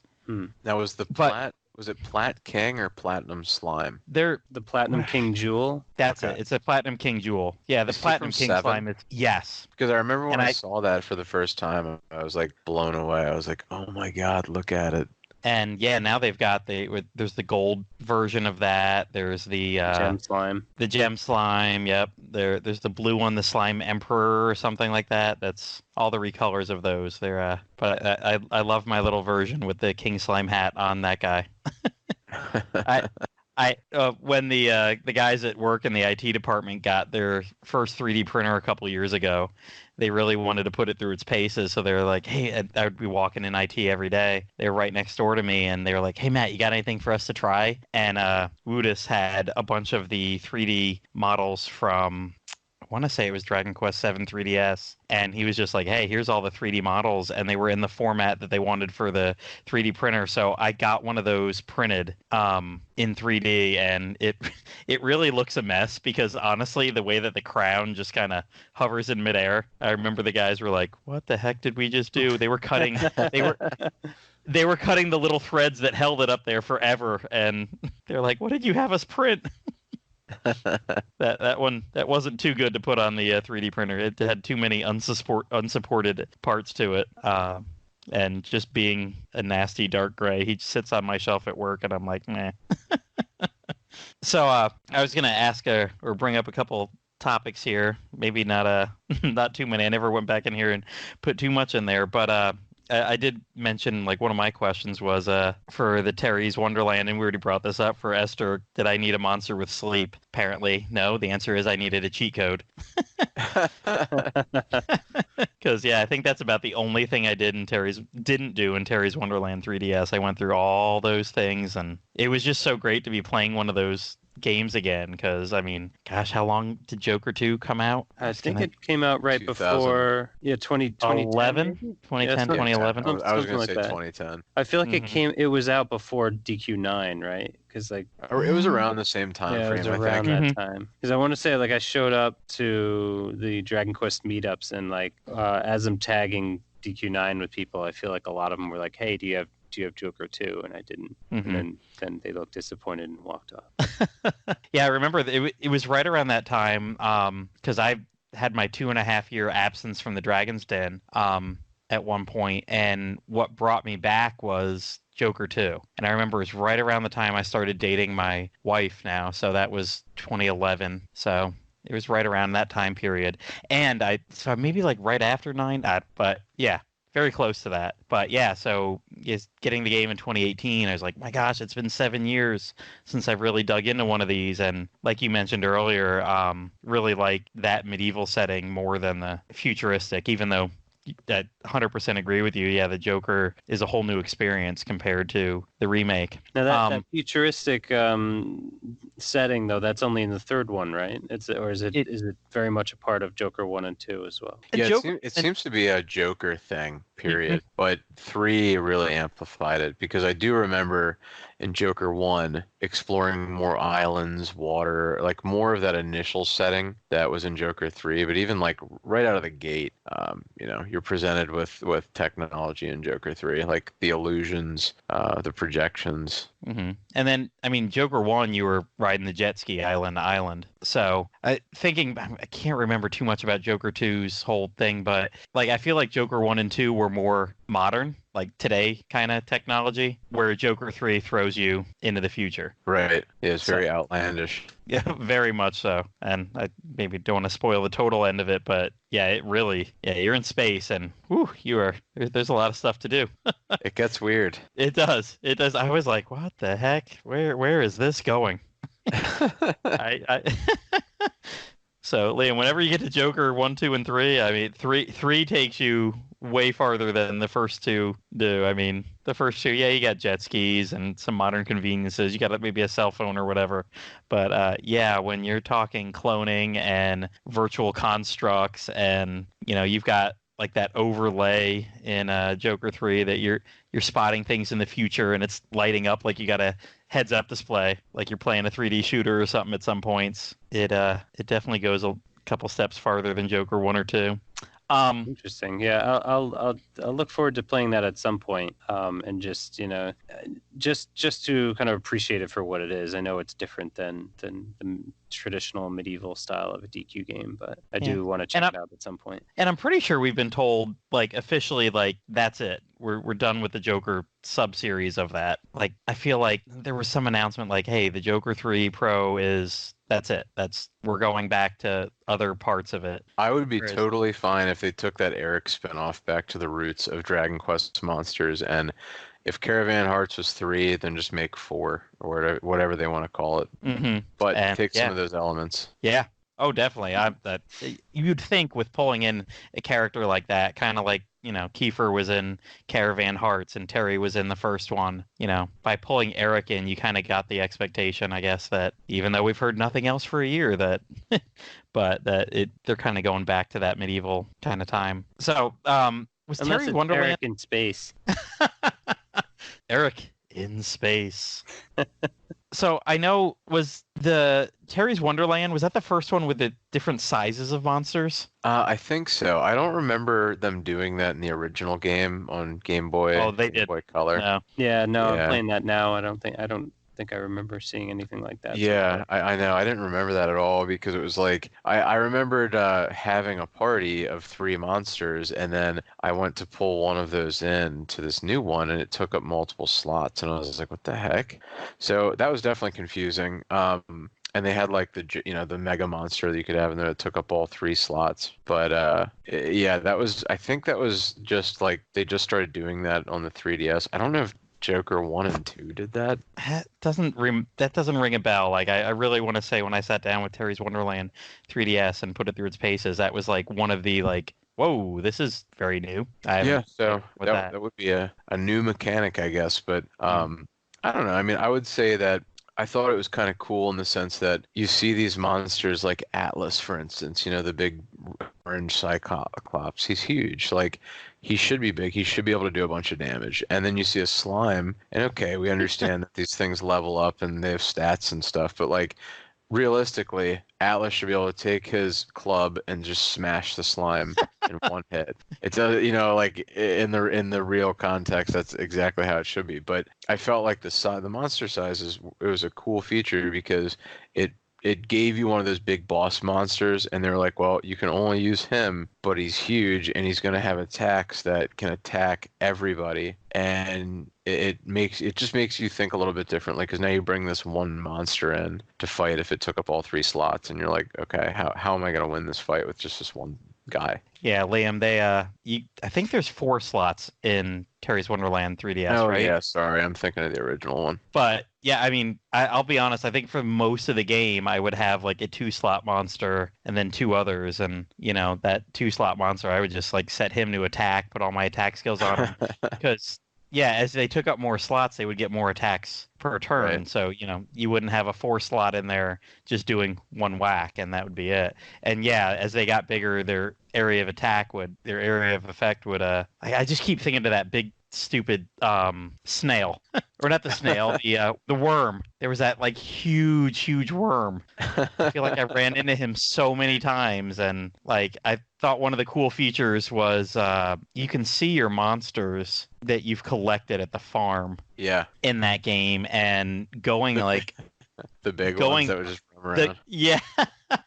And that's what my sons would always like. They'd always be like, "Did you get a new big one, Daddy?" And I'd like, "Well, let's go to the farm." And like, you're looking down from the mountaintop and seeing all these little specks down there, and then like this freaking gigantic worm just moving through them. Well, that's definitely something that was just like, limited technology. And now that we are where we're at, they can draw all that stuff on screen at once. And I would say that seeing the monsters in the field, whether you're going to go fight them or seeing the ones that you've captured or just seeing so much on screen at once, it's just cool because it like further puts you into the world of, especially in these games, Dragon Quest monsters. Like seeing all the monsters at once, that's what it's supposed to be about, I guess. Yeah, and the monsters themselves have always been like one of the biggest things that connects all the games together for me.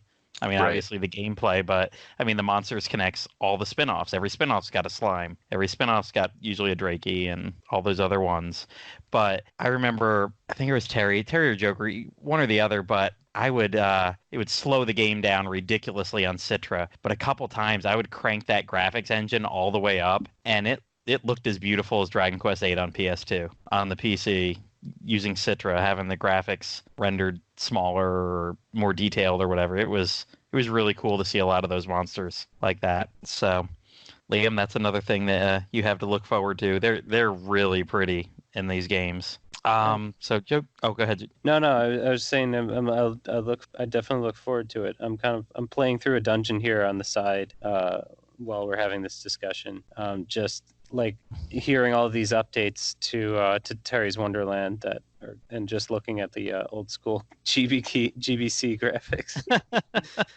I think one of my has changed. Have you encountered the wandering monster masters? Yeah, definitely. I like the ones that the priest ones that heal you up. Mm-hmm. And they've usually got like really great monsters with them. Yeah. Have you battled any of them? Yeah. I mean, what's great in Terry's Wonderland is you can save anywhere. So I'd walk into an area and see one of them and save, and I would just try to steal their monsters. Right. Try to get the best ones to show up. Yeah, I've done that with the Game Boy Color version too. I actually do one of the monsters traveling with me right now. I've got a great Drac, a Skeletor, and a sword dragon or sword gon. And we were just joking about this before because when you walk so that the characters' backs are to the screen, so just like walk north, the sword dragon has what appears to be a butthole.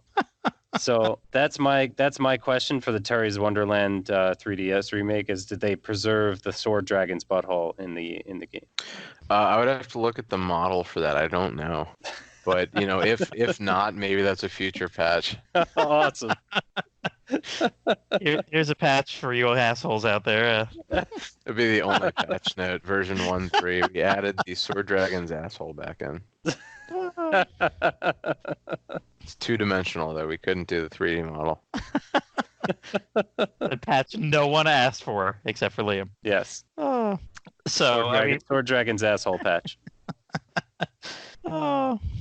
So yeah, there's lots to look forward to. Maybe some disappointment out there if you're doing that. But as you meant, you got the Skeletor guy.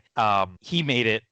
He was one of the ones that I probably shouldn't have dragged all the way through Terry's Wonderland, even to the end of the stuff. But I dragged him all the way through, kept breeding him, giving him the whatever staff that kept him from changing into something else. But he's one of the ones I just tried to keep maxed up all the way because I think he's one of the few like one slot monsters that gets that double attack in, if I remember correctly. And I definitely had him in my final like 4 or 5 guys. No, the slots, that's specific to Terry's Wonderland, the remake, right? Because I don't see any type of slots. Okay, all right. Yeah. And you have 4 monsters per party instead of 3? You can, yeah. Oh man, that's amazing. So yeah, you can either go with 4 smaller ones, or there's 2 slot monsters, there's 3 slot monsters. Yeah. And then there's the absolutely ridiculous sized ones that take up all 4.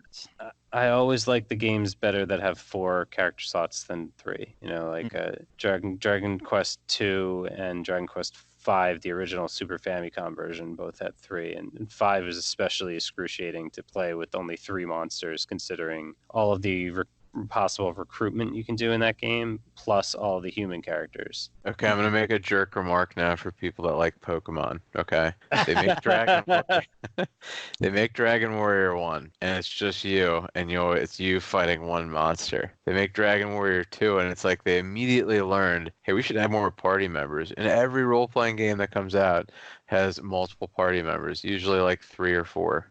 But Pokemon has always been one-on-one battles, and I just feel like they're not all these games that have come out. Yeah, I haven't played a lot of the ones that have come out after the initial ones, and I know they've tried things like, oh, let's do a 2-on-2 battle, but like there's just not a lot of depth to those fights. Like you get into these fights in Dragon Quest Monsters, and like they can get pretty deep, especially considering that you're allowed to hold more than just 4 moves. And maybe that's part of the charm of those games, and it aims towards a younger audience. But like you can learn tons of moves with your monsters in these games, and I think that's what I love about them overall, is that you can really construct your party. It's not just the 8 main guys you can pick from, and each one of these monsters can learn so many moves.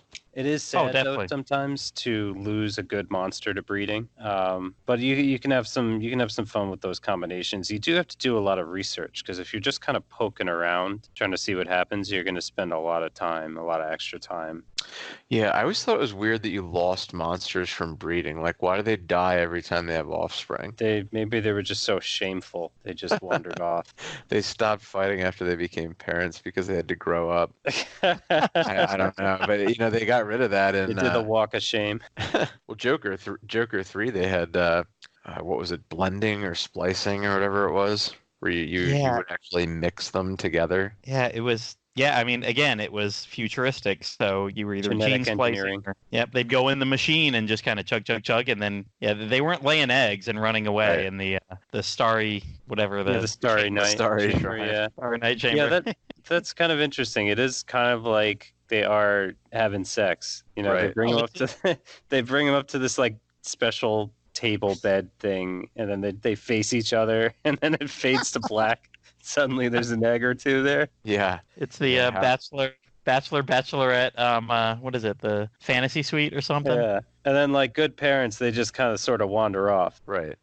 But I did have some fun with the breeding. I got this poison spitting hork, and I named it after one of my coworkers I don't particularly like, and and then had her breed with a golem, and that's how I got my my sword dragon, or my Skeletor rather.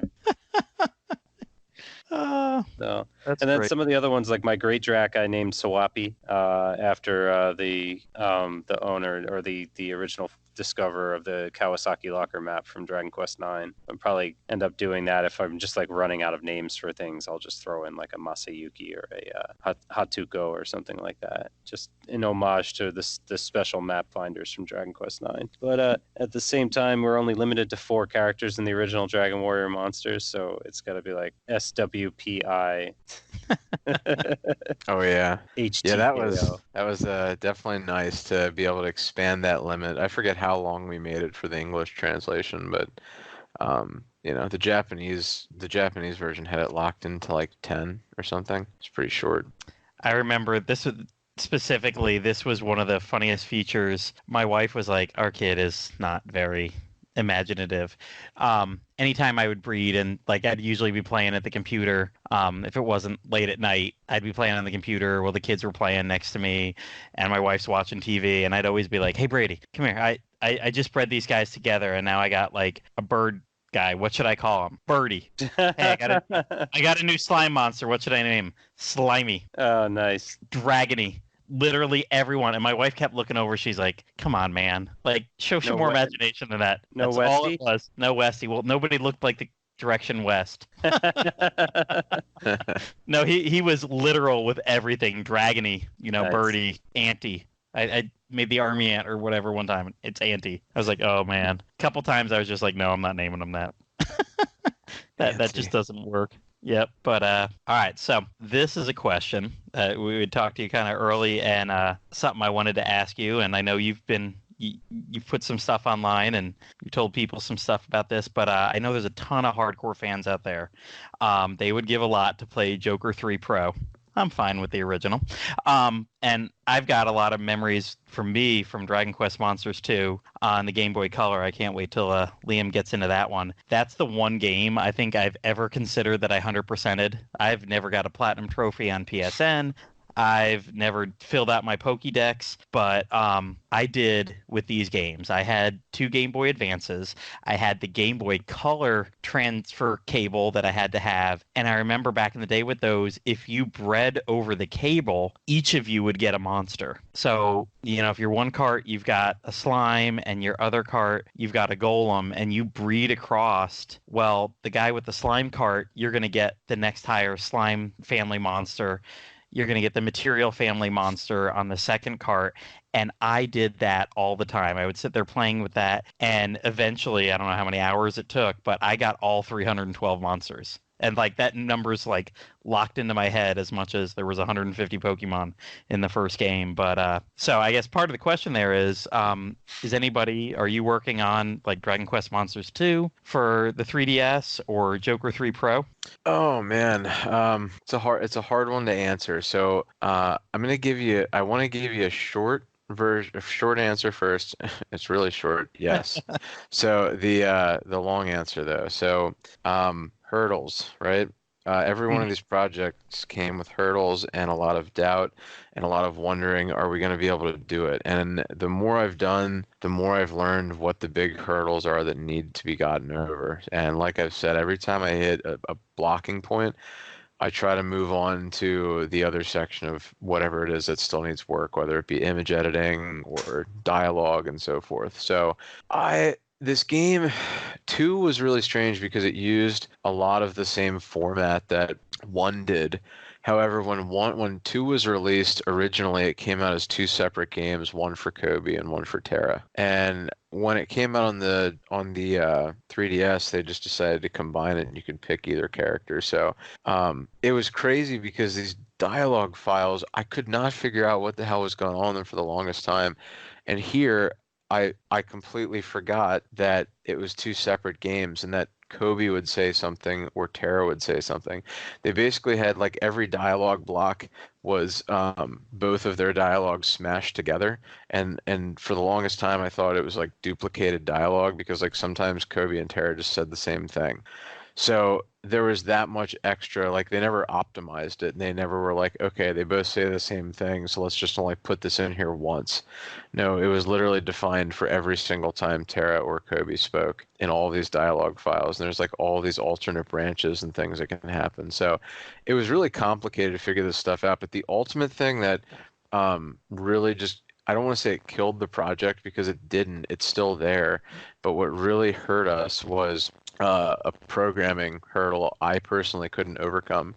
And GBA Temp has a lot of talented people on it, but it also has a lot of untalented people on it, and people that Shots people fired. All right. Sorry about that. My mic went a little robo. We'll get back into it. Z6, you were talking a little bit about the hurdles you were having in Dragon Quest Monsters 2. Yeah, so just to cut straight to the chase, the big hurdle that we ended up encountering is that there's a lot of the dialogue was cut off. It was a hurdle that we faced in every game where the items would only show 12 characters, but we needed longer names because English names are longer. And just like everything, the dialogue is longer, of course, because there's just going to be more of it. So that really grows. And there's a hard cap set on all of these things where items, they only wanted to be 10 characters, monster names were 8, dialogue, they only wanted 40 characters of dialogue per window, or overall they only wanted 2 windows with 80 characters, 40 in each. So that was the main hurdle that we faced, is that Gerb actually helped us out on this translation, and we got almost everything done. We dumped the entire script, we edited all these images, And I started poking around the binary code files to resize, do these buffer size changes so we could actually show more characters on screen and just utilize more of the in-game memory to do what we need to do. But I could never figure out, and I don't know why it was so hard. I spent months looking for what to do here and reaching out to people looking for help because I just wasn't seeing it. So that analogy I said earlier about finding a needle in a haystack, this was it. It is hard for me so far, and I feel like one day I'm going to find it and I'm going to be like, you're an idiot. It was here the whole time. You looked at it so many times. I have all these notes on the stuff I've already looked at. Every time I go back, I just expand on the notes. But, on the initial note I said about when I had more time to work on it, it's been really challenging because the number one thing a lot of translators say happened to them is happening to me. My job has just gotten exponentially harder. My kid is getting older, and she got her legs at one point and started destroying everything in the house, and it just becomes really challenging to sit down with everybody demanding my time and look for this needle in the haystack and remember where I was in the haystack. And sometimes I get lost and I start over. So it's when I get time, I periodically look, but that's been the struggle with Dragon Quest Monsters too. What I will say about it unofficially is that we are extremely far with the translation and the progress that we've done on it. There's usually a good bit of QA that I will do on this stuff and go back and proofread and edit and really try to add some dialects and stuff. They start to do the dialects with some of the later translations, but Gerb really, like, he did a really good job on the translation for Slime Mori Mori 3, and he did good jobs on his past translations for Dragon Quest V on PS2 and other work that he's done, and this is no exception. So it's like, in addition to the diehard fans not getting to just play the game, it's a damn shame that all of this like professional work is just sitting out in our workspace right now waiting to be released. It sucks, but I think we'll figure it out. I will never call that project dead. We just need the right people. So if you think you're the right person, get on our Discord, say something, ping me, do whatever. Get a hold of us. You can also Excellent. go to the thread on GBA Temp too. I'm sure that's still there. But yeah, definitely reach out. Hey, I'll have to get from you at the end, and we'll put it in our show notes here, your Discord server. So if somebody is interested, if you would like, we can give them the... I can drop that in here now for you, actually, while I'm thinking of it. Yeah. I'll put the channel in. That'd be great. Is Joker 3 Pro something that's out there? People working on it, or? So as soon as Joker Pro 3 was announced, we were in the middle of working on Joker 3, and it was kind of one of those moments where I'm like, oh my God, seriously, you're really doing this already? Because like we weren't done with it yet. And when I released it, Joker 3 Pro, I think it was already out. Or it was just coming out or something, but it was really challenging because the year that we released Joker, when we released Dragon Quest Monsters 1, I was still at that old job. We did it sometime in October. It was just kind of arbitrary, and we put it out there, and me and all my friends were like, "You did it!" And we went out and we celebrated. And when Joker 3 was done, I was at my new job, and I was like really, really pressed for time. And I remember thinking like, I don't have any time to work on this until like 11 p.m. at night. So I really pushed. I would work from like 11 to like 2 to 3 in the morning every night just to get work done on that. And I was like a zombie. And then I finished it. We finally wrapped it up, and I was like, okay, let's put this out Christmas Eve. Let's surprise everybody because no one knows this is coming. And it was an awesome release. And once we put that out there, it sucked because it set this expectation, and people were like, oh my God, they're totally going to do Pro. They're also going to do the second one. They're just going to do everything. And I'm like thinking, guys, there's not that many people working on these projects. It's really it's really taxing. And I hit a breaking point mentally where I just needed a break. So when I wrapped up Joker 3, I was also in the middle of developing some tools to extract Joker 3 Pro, line the scripts up, and port everything over. So the first thing we did was we ported everything over to Joker 3 Pro that existed in Joker 3. So we had all the dialogue. Some things actually did change, so it didn't all go one for one. Then we had to tackle retranslating the rest of that, all of the new monsters. So we did start working on that. We got pretty far with that. I will say that we actually got further with Dragon Quest Monsters 2 than we did Joker 3 Pro. That's not to say that both of them are not like 90% finished. They're pretty damn close. But it's the same challenge with Joker 3 Pro. I spent a crazy amount of time digging through the assembly, like binary code of that game to figure out where all of those, I just keep saying needle in a haystack because it's pretty much what it was, figuring out where all of those limiting factors were and removing them. And because it was a whole new game, all of that changed. Like I went back and looked at it and I was hoping maybe it had just shifted, but no, it's all different. So like I basically needed to start searching for those from the ground up again. And once I discovered that, I was like, man, I do not want to do that before Dragon Quest Monsters 2. So I shifted focus onto Dragon Quest Monsters 2, ran into that roadblock, and then honestly, so you referenced playing it on Citra. I did not play it on Citra. I've done debugging on Citra, but I've also I've done debugging directly from the 3DS as well, and I've actually done most of my testing from the unit, specifically because we did run into some like memory issues where the game would run fine on Citra, but it would actually crash on the old 3DS, not the new 3DS, because we were trying to do too much with some of our changes. So it sucked. I had to test it on the console to make sure that it would run on like the bare minimum hardware, and it's definitely difficult to test it on all of the platforms, and like some of these changes would work, some of them wouldn't. So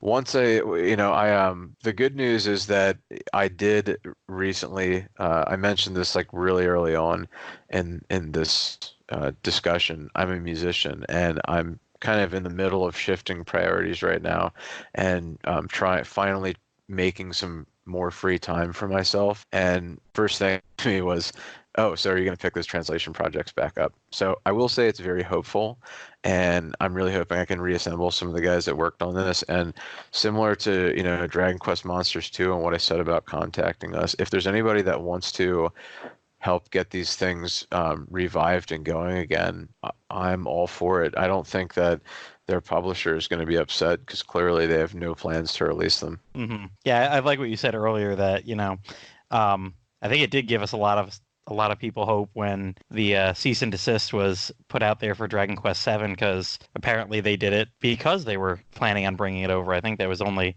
a month or two away from their official talk about that. So I mean, yeah, I think it was like within a month of the C&D going to the fan translation project, the release news came. So yeah, I mean, it's kind of good news, bad news that you guys have never had one of those. Good news because you guys can keep working on it. Bad news. Can you work on one for Dragon Quest X and then just like be really loud about it?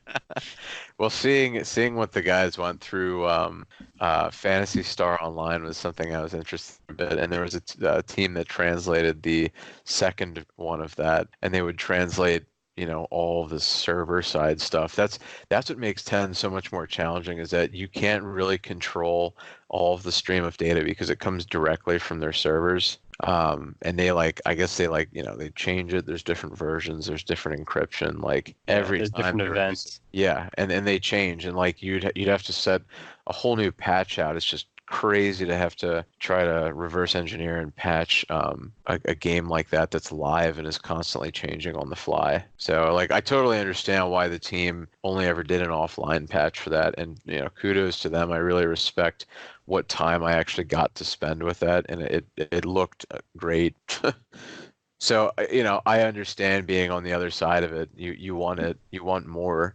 It's sad that we can't have it, but there are people working on it, and I'm trying as well. And it's really hard, and it's hard to motivate yourself. A lot of us go to work for money, satisfaction, to fill some kind of void. Most of us go to work for money, though. Let's be real, because if they didn't pay us, we wouldn't show up.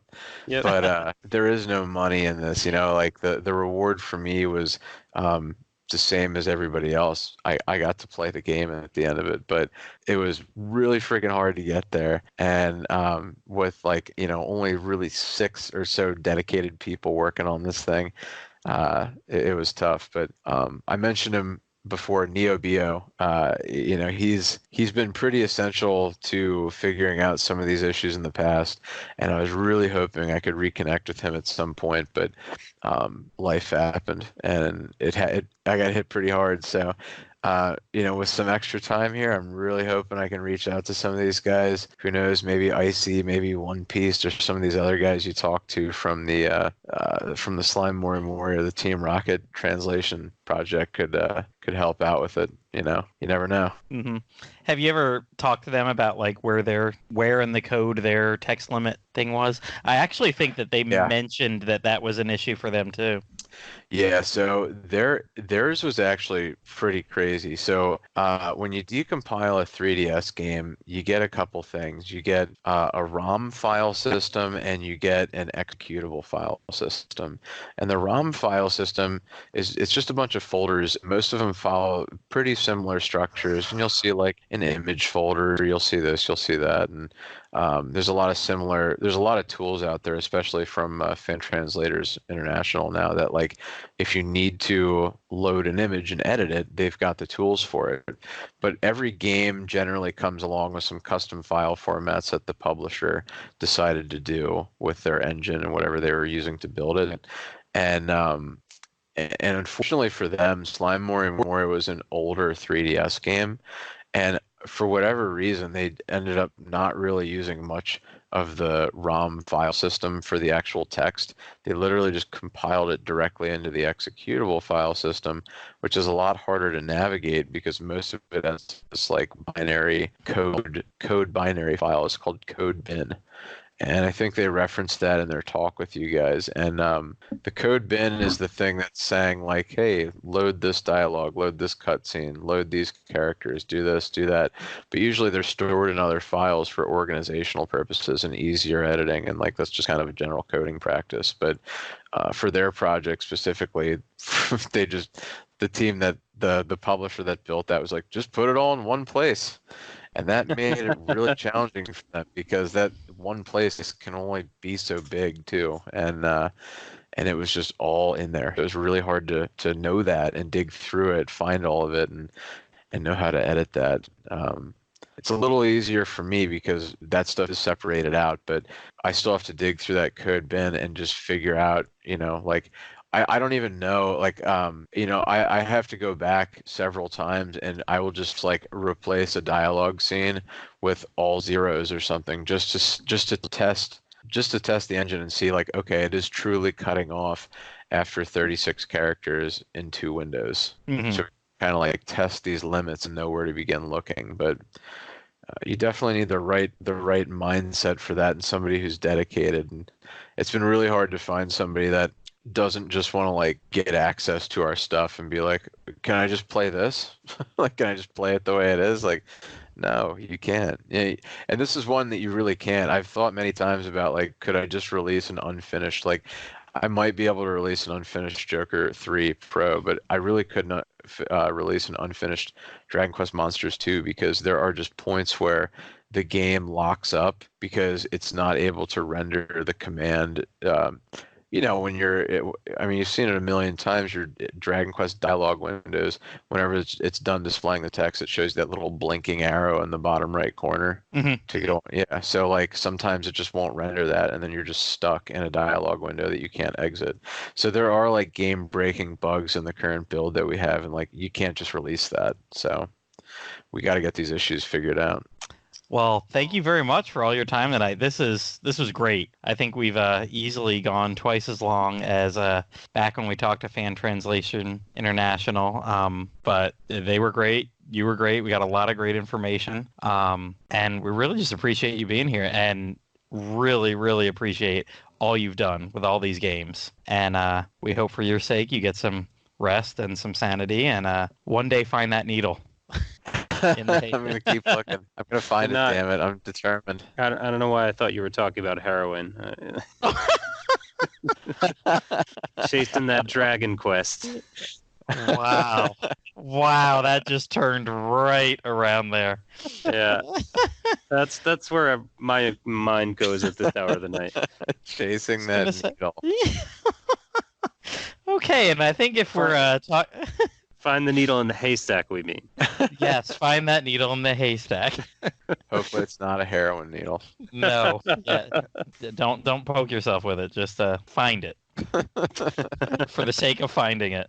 And you know, I can't even make the joke I wanted to. I was like, I was gonna say, well, I guess we're talking about heroin here. That brings us to the part of the episode where we need to say goodbye. And I don't know where I was going with that, but I guess we're going to sleep soon. That's where we're going with that. So I think that's it for this episode of Slime Time. We do want to thank Z6n4 for joining us to talk about the translated Dragon Quest Monsters game. Thanks so much, Z6n4. No problem. And yeah. You might have noticed that the only time we mention Patreon on all our episodes is when we say we don't use Patreon. We're just longtime fans that want to speak about the game series we know and love so much. If you do have some money you'd like to donate, consider sliding on over to the Dragon's Den and click on support this site. Woodus has owned and maintained it there for about 20 years, and I'm sure he would appreciate any donation. We talked about one last time, and hopefully we can get some more in there. He's also got Amazon affiliate links that you can use purchases. You can buy Dragon Quest 11S or any of the other games that he's got links to, and a couple pennies, maybe hopefully a little bit more, will go to support the den. And if you're an advertiser and you're looking for a hip new podcast to spend lots of ad revenue on, reach out to us at slimetimepodcast@gmail.com. We won't take money from fans, but we will take them from faceless advertising companies. Oh, definitely. Oh, I totally forgot. We got a email just this morning. Did we? Yes, we did. From a faceless advertising company? Unfortunately, not from a faceless advertising company. And it came with a picture that we're not going to just stick out there. But Frederick, and I want to say he's from Sweden. Yes, Frederick from Sweden sent us a message. He likes listening to the podcast, and he was talking about the special bond he's building with his son, very young son, 18 months old, 2 years old, and they like looking at the art books together. The Akira Toriyama art books, and I guess this isn't too much of a spoiler for his son that he's getting him a slime plushie for Christmas. So he did thank us. That is a spoiler if he listens to this before Christmas. Yeah, well, at age 2 years old, he's probably not listening into hour number 2 of our podcast. Frederick, I hope you hear this, and thank you so much for sending in your email to us. Sorry about that, Liam. I got right into what you were saying, but yeah, we got some notes today. We actually did get an email. Yeah. All right. Thanks, Frederick. If you have any comments or questions for us, you can find us on Twitter at Plattym3 or at Riamu Celestrian, or hit us up both simultaneously at DQ Slime Time. You can get hold of Z6n4 through various translation project topics on GBA Temp or through his Discord, and you can find some links to those in our show notes for the episode. Yes, consider joining in tons of DQ discussions at the Dragon's Den forums over there at GBA Temp for these specific games. But both of those are some good remaining forums still around on the net. Not everything's Discord yet, but you can find the Dragon's Den forums over at www.woodus.com/forums. I'm always crazily posting there, keeping people up to date. Z6n4 has been over there, told us some things that are going on as well, keeping us up to date on what's going on at GBA Temp and with the translations. And we'd like to thank everybody that made this possible tonight, like Brian Woodus for his support of the series and the podcast, and for keeping the Dragon's Den lights on for decades now. Thanks to Amanda Lepre and the Descendants of Erdrick for allowing us to use their music for our podcast. Descendants of Erdrick is a video game tribute band from Austin, Texas. If you like what you've heard, check them out and their most recent album Advent at www.descendantsoferdrick.com or on Twitter at @doferdrick, or go see their band leader Amanda Lepre live on tour as a guitarist for Andrew WK. Congratulations to Descendants of Erdrick for their recent 10-year anniversary as well. We did want to mention that. Woo woo, good job. And thanks to Dwayne Bullock.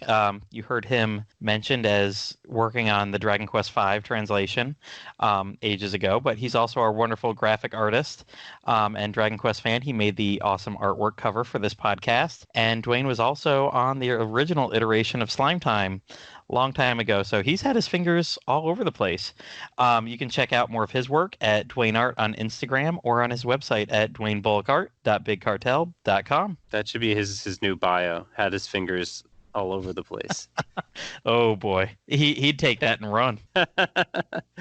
If you're looking for more Dragon Quest podcasts, check out our earlier episodes on Dragon's Den, Anchor FM, iTunes, Spotify, YouTube, and more. Please also check out our fellow Dragon Quest podcasts available like Puff Puff Hour and Dragon Quest FM. All right, again, Z6n4, thank you very much for being here tonight. Thanks so much. Bye, everyone. DQ Slime Time, sliming off.